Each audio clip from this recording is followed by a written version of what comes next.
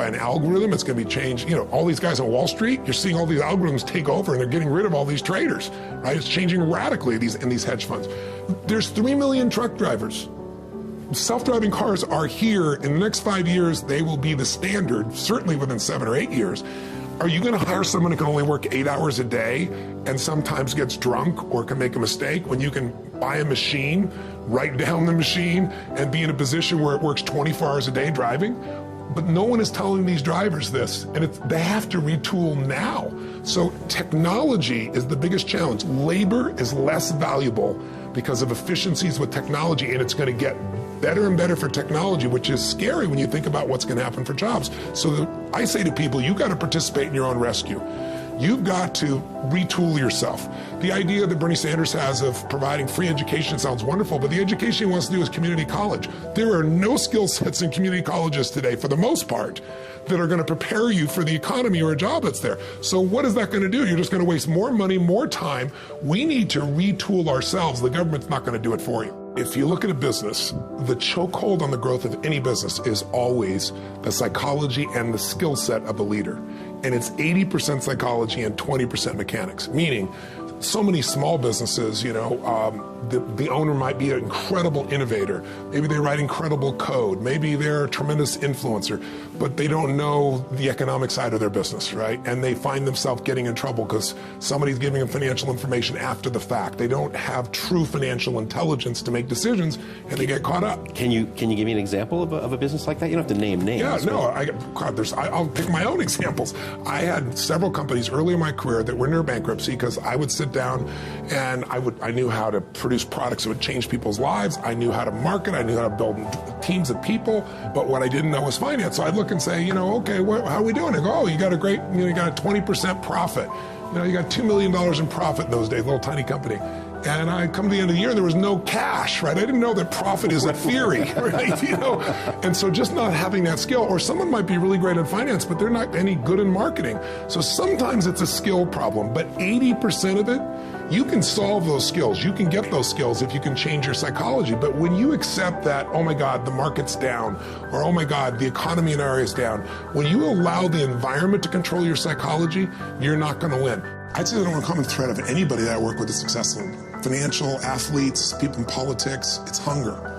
You know, you and I both know intelligence is a pretty valuable tool, but there are a lot of very smart people who can't fight their way out of a paper bag. And when you find somebody who has that hunger, the hunger that doesn't go away, that hunger to be more, to do more, to give more, that hunger that never ends, you know, that's how you get these people that are the best in the world at whatever they do. And so if you can, I think everybody has that hunger, but for some people, it's been asleep for a long time because they're afraid. They're afraid that I'm going to get hungry, I'm going to try, I'm going to fail.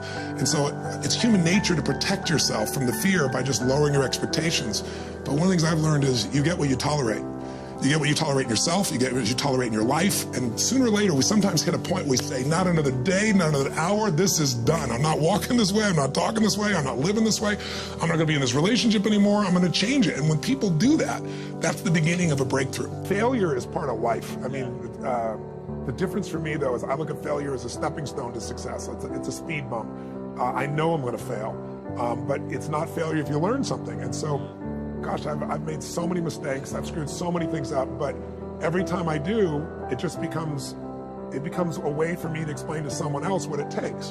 You know, it's like, here's what I've done. I think I have the ability to influence people because I talk about my failures. I talk about all the things that mess me up, but I show people that I didn't let it stop me, and you don't let it stop you. And I think that's really the secret in that area. And if everything you touch was successful, you probably won't be able to relate to people as much. No, you'll be relate, and also it's be total bullshit, and everyone knows it's bullshit. And also, you'd be bored silly. Right. I mean, think about it. If you just said, I want this and happen, I want this and it happen, you know, people don't value what they don't fight for. You know, it's like you see kids sometimes, you know, your parents will say, you're not going to value this if you don't work for it.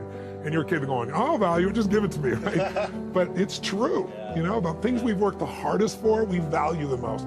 So I think, you know, the purpose of a goal is not getting it anyway. The purpose of a goal, you know, is who you become.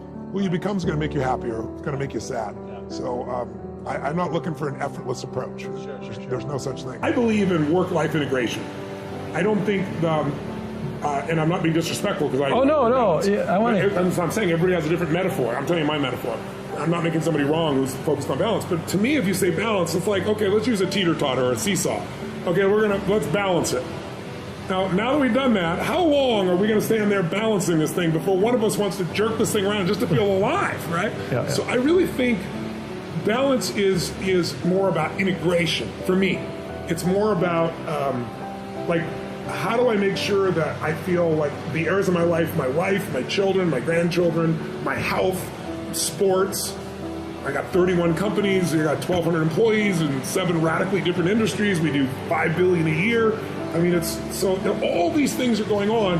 How do I do that? Well, I believe that the way I do that is in streaks. I do streaks of unbelievable intensity work, and then I do streaks of let go and be in paradise and enjoy. And so I like running hot. I want to at the end have me climb a new mountain. That's just me. So I'm not saying that's right for other people. I'm saying you got to find what it is. But the idea of balance for most people makes them torture themselves. And I say, for me, if it tortures you, get rid of it. And instead of saying, talk about integration, I asked Mary Callahan Erdos, who's, if you're not familiar with her, she's probably one of, if not the smartest person in the financial world, female. She's head of JP Morgan and manages $2.3 trillion with a T, not a B, $1 trillion worth of money. One of the nicest human beings you'll ever meet. Breaks all the molds on people in the financial business. There's not an ounce of manipulation in her body. I mean, just good soul. And I asked her about the balance thing. You're running the biggest bank in the world, right? Trillions of dollars. And she said, Tony, I don't believe in it. And she told me work-life balance. I started laughing. We're completing each other's sentences. She has the same philosophy. But her dad used to take her to work. And he was a financial guy when she was a little girl. She used to have her brother be the secretary. She took her dad's seat and ran the show. And she said, doing that with my dad, she goes, I loved it. I was a part of his life. I got to see that part of his life instead of coming home and me not knowing it. And she said that's what she's done with her kids. And at JP Morgan, she leaves and picks her kids up. And she still runs the biggest bank in the world and builds trillions of dollars. So would she say it's balanced? She'd say, no, it's not balanced. It's integrated. She knows when to move into one or the other, right? So that all the parts of her life are rich. Maybe instead of balance, it's a rich life in the areas that matter. Yeah. Right? Rich with your children, rich with your husband or wife, rich with your dear friends, rich with the impact that you want to have, your mission, rich in terms of successful business or whatever your career is that you really feel a sense of meaning and enjoyment. To me, that's more important than balance. And I think, but I'm a very passionate, crazy son of a bitch, right? So it's like, balance sounds a little boring to me personally. If you're tortured by balance, trying to be balanced, like other people, not balanced enough, give that shit up. Instead, enjoy yourself. Enjoy your children. Enjoy the time. Be where you are right now. That to me is more important than trying to make everything balanced, because that gets you cerebral. It makes you evaluate things. Yeah. The more you evaluate, the less you can actually experience what's here right now. Most entrepreneurs are artists in their nature. I look at 3 types of personalities. An artist is somebody that has a tremendous gift, a skill, an ability, a talent. Like an athlete. Curry is in the NBA is an incredible artist. Some people, they're artist sales. They can sell ice cream Eskimos. Some people, it's writing software. They're incredible. Or designing clothes. And most businesses are started by an artist who says, I can do it better.